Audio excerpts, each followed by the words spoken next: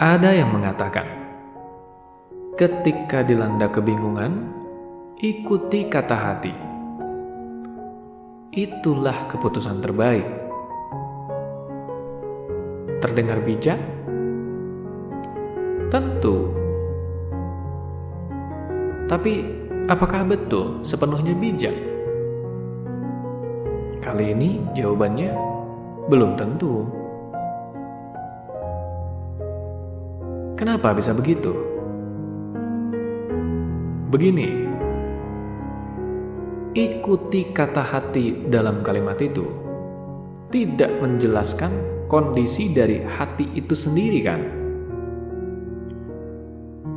Iya, kalau hatinya bijak,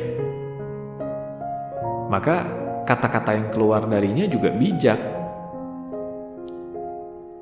Tapi kalau hatinya kacau, isinya banyak ketakutan, kecemasan, kegelisahan, buruk sangka, ya, yang keluar dari dalamnya juga kacau.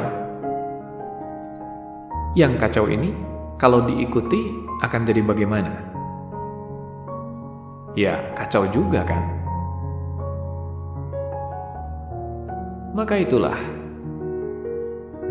ikuti kata hati ini perlu kita sikapi dulu. Hatinya, ya, hati yang isinya bijak, yang jernih. Karena kata hati yang dimaksud di sini kan sebetulnya dialog batin.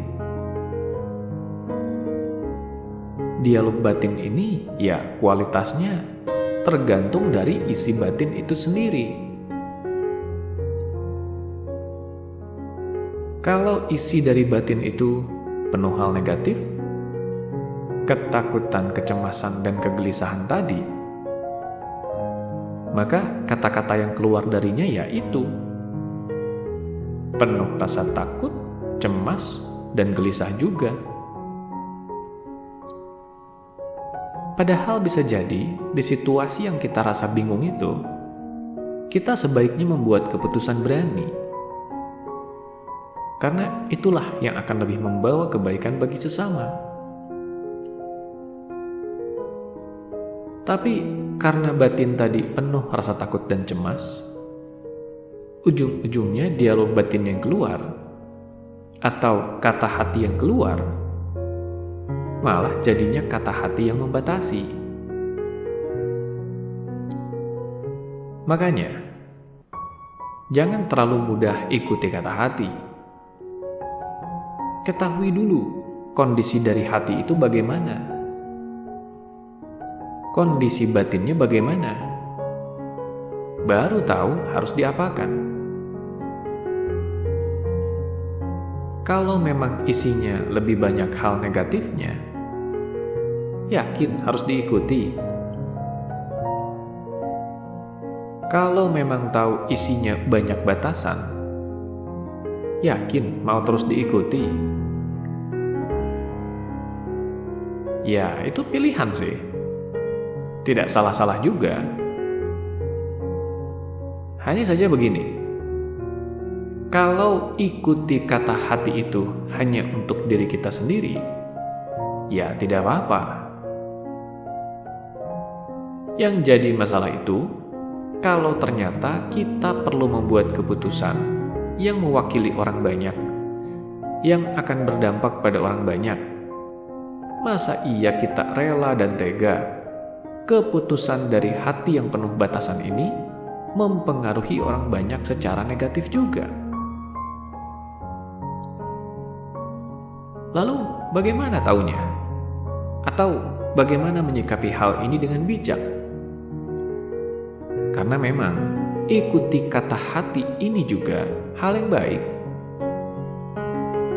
kalau memang batin kita baik. Maka yang pertama perlu kita lakukan adalah pastikan dulu kondisi kesiapan batin kita.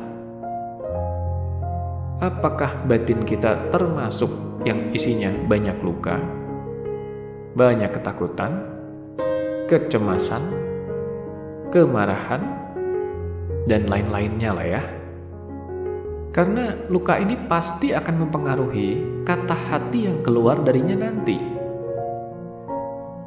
Kalau sudah tahu isinya banyak luka, ya bersihkan dulu lukanya. Perbaiki dulu dalaman dari isi batin ini, agar nanti kata hati yang keluar ikut membaik.